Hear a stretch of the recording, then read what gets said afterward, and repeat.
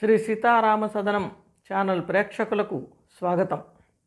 ఈ కలియుగంలో మానవులందరూ సులభంగా తరించాలి, ఏ కష్టాలు పడకూడదు అంటే ఏం చేయాలి? శ్రీకృష్ణ నామస్మరణం చేయాలి. కృష్ణాని మనం తలిస్తే కోటి జన్మల పాపం పోతుంది అని మనకి పురాణాలు చెప్తున్నాయి. అటువంటి శ్రీకృష్ణ స్వామి వైభవాన్ని భక్తులు చాటి చెప్పినటువంటి శ్రీకృష్ణ శతకంలోని పద్యాలని మనం ఈనాటి నుండి మన సీతారామ సదనం ఛానల్లో అందరం చక్కగా విందాం, తరిద్దాం.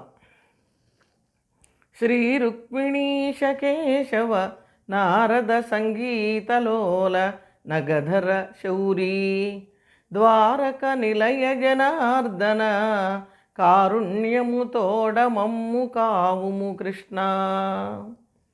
శతకానికి మకుటం అనేది తప్పనిసరిగా ఉండాలి.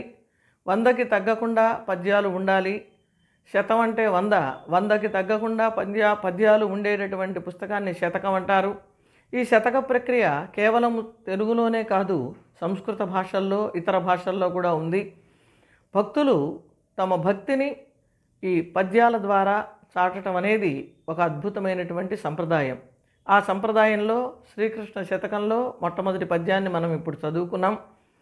ప్రారంభమే శ్రీ రుక్మిణీశ.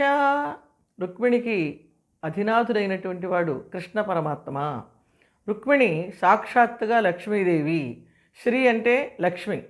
శ్రీ అంటే లక్ష్మితో పాటుగా ఇక్కడ గౌరవవాచకంగా శ్రీకారంతో మొదలుపెట్టడం అనేది ఒక సంప్రదాయం కనుక కవి శ్రీ రుక్మిణీశ అన్నారు. శ్రీ శబ్దానికి రాధాదేవిని భావించండి అని వ్యాఖ్యాతలు కూడా చెప్తున్నారు. ఆ రాధాదేవే గోదాదేవిగా కొంతమంది చెప్తున్నారు. ఈయన ఎటువంటి వాడు కృష్ణ పరమాత్మ అంటే అటు రాధకి మనోహరుడు, ఇటు రుక్మిణికి మనోహరుడు. శ్రీ రుక్మిణీశ కేశవ. ఈ ఒక్క కేశవనామం చాలు మనం యథార్థంగా ధరించటానికి.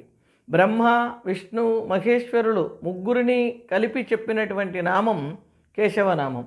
అందుకనే మనం ఆచమనం చేసేటప్పుడు, పూజ చేసేటప్పుడు ముందుగా కేశవుణ్ణి స్మరిస్తాం. నారద సంగీతలోల. నారదుడి సంగీతం అంటే శ్రీకృష్ణ పరమాత్మకి ఎంతో ఇష్టం, చెప్పలేనంత ఇష్టం. ఆ సంగీతం వింటూ తాను మైమరచిపోతాడట. అందుకనే లోలుడు అన్నారు. నగధర. ఈ 4 అక్షరాలు శ్రీకృష్ణ పరమాత్మ బాల్యంలో చేసినటువంటి ఒక అద్భుతమైనటువంటి విశేషాన్ని సూచిస్తున్నాయి. నగం అంటే కొండ, నగము గోవర్ధన పర్వతం. దాన్ని ధరుడు ధరించినటువంటి వాడు గోవర్ధనోద్ధరణం చేసినటువంటి అద్భుతమైన శ్రీమద్ భాగవత కథ ఘట్టాన్ని ఈ 4 అక్షరాలలో కవి మనకి తెలియజేశాడు. శౌరీ, శూరవంశంలో జన్మించినటువంటి వాడు. ద్వారక నిలయ. ఎక్కడుంటాడు ఈయన? ద్వారకా నగరంలో ఉంటాడు. ఈ ద్వారకా నగరం అనేటువంటి ప్రత్యేకత ఏమిటి అంటే స్వామి స్వయంగా నిర్మించుకున్నటువంటి నగరం ద్వారకా నగరం.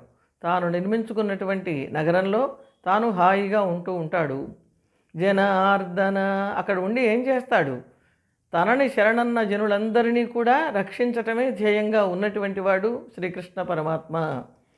కారుణ్యము తోడ మమ్ము కావుము కృష్ణ.